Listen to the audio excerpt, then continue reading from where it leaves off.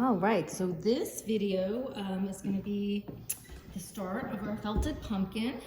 I just have a couple here. I had some other samples I meant to bring, but I'll do those in the next video. So this is an orange pumpkin. It's got various shades of orange wool on there and a stem and leaves and curls. This is a natural curl. This is wired curls. I'm not sure how much of that we'll get to just in 2 weeks, but I will do videos of all that stuff. So you can see there's like other little details we'll talk about. This is just a white pumpkin, and you can see I do most of my stuff based on that egg shape thing I gave you. I'm going to try to make different shape ones, but if all you have is egg shapes, you can make a taller pumpkin like this, which I think works out really well. So what I did, but you can, from the wool, from just the fluffy wool, instead of making an egg shape, you can make a ball. It's basically the same thing, except the aim is making it, you know, maybe wider than it is tall, or completely round, depending on what shape pumpkin you want to make. You can make a really round one, or I usually make them kind of short and wider than they are tall. But like I said, you can do anything you want. The nice thing about a pumpkin project is that if you look at a real pumpkin, they are not perfect. Their sections are not even, there's lumpy parts, so your pumpkin's going to be prettier and smoother than a real one, usually. And if it's not, it'll be even more realistic. So it's all good. So I have, this was kind of a little egg shape that I've added some wool to the sides to make it more this round shape. And for a pumpkin, so for a pumpkin, you usually do want your egg shape or your ball shape to be squishy so that you can sculpt it. And this is especially true because we're going to want to make all these grooves. And so the squishier your pumpkin is, the better it is for grooves. Now it does have to have a solid center, otherwise you're not going to be able to keep the shape, but on the outside layer you want some squish. And I'm going to show you, you can make, some of these have 6 sections. I think real pumpkins have way more. These have 6, this one has 7, this is 8. I'll show you how to do 8 because it's pretty simple, and even though that's more work, you might want to go to 6, but let me just show you how I get started on this. I mark the center of the top, okay, and then I'm going to mark the center at the bottom. And then this is one of those things where this is a great time to switch to the blue needle, which is the heavier gauge needle. I'm going to actually do that. I rarely use these blue needles, but this is a good time to do it. So then from the marking that I made on the top,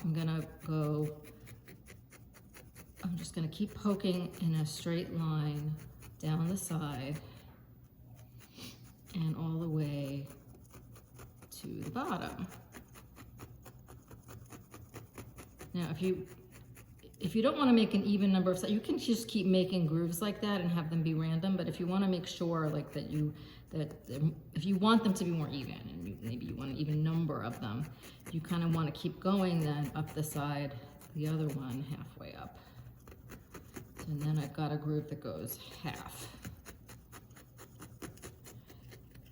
Now, so in some ways doing 8 is easier, it's more work, but it's like a pizza pie. We're gonna then go in quarters and then in eighths. If you want to make 6, you're gonna have to like estimate a third and like I could do this, a third and a third, can you see that? Or I can just go halfway between these two and I'll make 8. So you can see what I'm doing. I got some feedback that people like the shorter videos better than the longer videos. So I'm not gonna actually show this entire process on this video. You're gonna wanna go over these grooves a lot. And just so you know, there's some of these where I did the color first and then the grooves, and I've come around to thinking that it's better to do all the shaping with the core wool and add the color after. So that's what we're doing. So I skipped the part where you change the shape of the egg shape into more of a ball or make the ball in the first place. You kind of want to do that before you get started with this.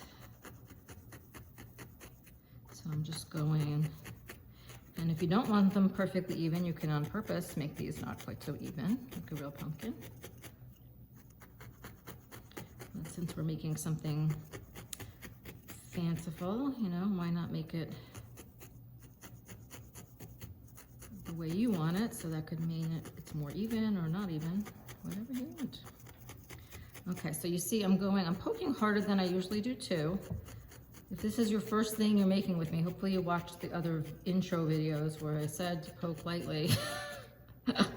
Because for grooves, it's the time when you're gonna poke a little harder, and you have to be really careful not to break your needle and not to hurt yourself. And the heavier gauge needle not only makes the groove faster, it's kind of harder to break a heavier gauge needle, so it's not a bad choice for this, like I said.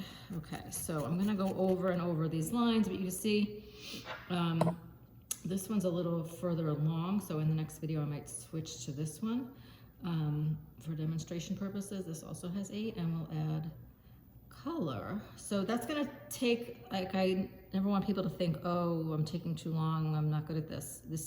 You should spend a while making these grooves. And the more indented you get these grooves, the better the shape. But we'll add color and then probably have to go over the indents again anyway, but I like to get the shapes pretty well defined before I add color. Okay, so we'll stop here and pick up with color next.